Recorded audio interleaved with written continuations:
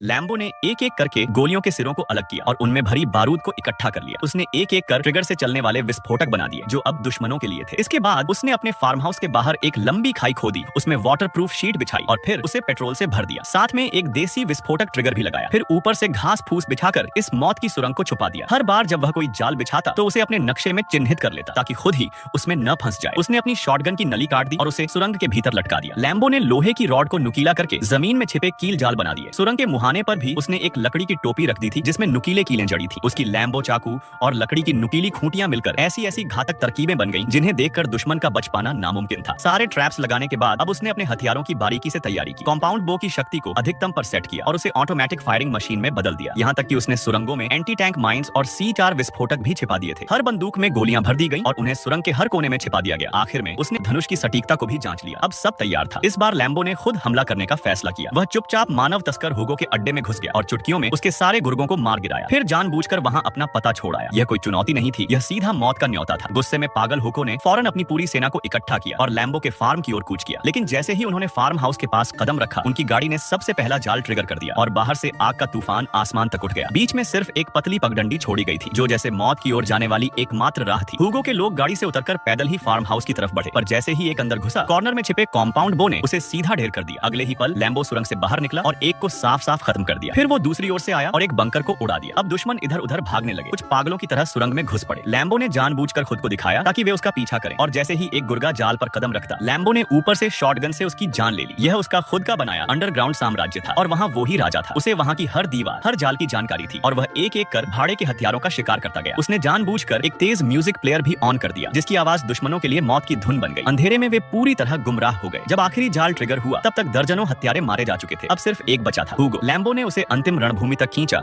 और जैसे ही हुगो वहाँ पहुंचा, लैम्बो ने सारे गहरे दबे हुए विस्फोटकों को एक साथ उड़ा दिया। विस्फोट इतना भयानक था कि सब कुछ धूल में मिल गया और उस दिन पाप का अंत हो गया।